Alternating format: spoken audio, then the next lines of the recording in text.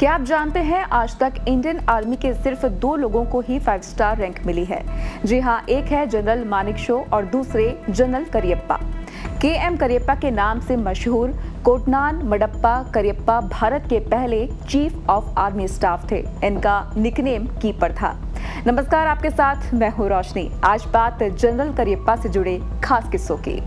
15 जनवरी 1949 में उन्हें सेना प्रमुख नियुक्त किया गया। इसके बाद से ही 15 जनवरी को सेना दिवस के रूप में मनाया जाता है।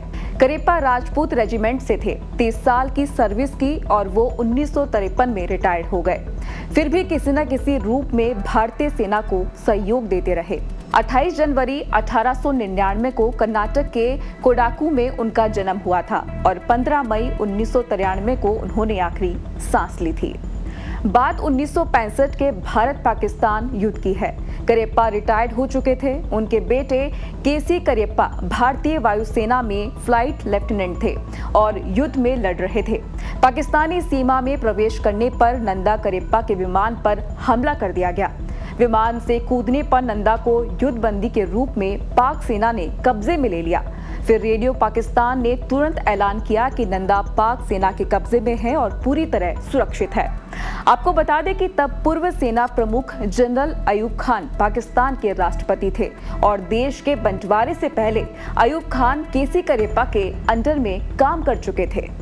देश की आजादी के बाद पंडित जवाहरलाल नेहरू ने एक मीटिंग ली जिसमें सारे नेता और आर्मी ऑफिसर मौजूद थे। मीटिंग इस बात के लिए थी कि आर्मी चीफ किसे बना जाए।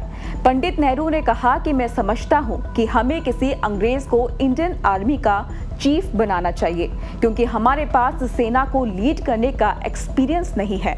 सभी ने नेहरू का समर्थन भी किया।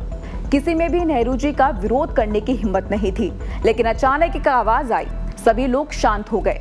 नेहरू ने पूछा कि क्या आप इंडियन आर्मी के पहले जनरल बनने को तैयार हैं? उन्होंने कहा कि सर, हमारे बीच में एक ऐसे व्यक्ति हैं जिसको ये जिम्मेदारी दी जा सकती है। उनका नाम है लेफ्टिनेंट जनरल करियप्पा। वे आर्मी ऑफिसर जिसने आवाज उठाई थी, उनका नाम था lieutenant general Nathu Singh Rathore. General Cariappa की हिंदुस्तानी बोली काफी कमजोर थी, इसलिए काफी लोग इन्हें ब्राउन साहिब भी कहते थे। देश आजाद होने के बाद उन्होंने आर्मी को संबोधित किया और कहना चाहते थे कि country is free and so are all of us. इसको उन्होंने हिंदी में बोला, इस वक्त आप मुफ्त हैं, हम मुफ्त हैं, मुल्क मुफ्त है और सब कुछ मुफ्त है।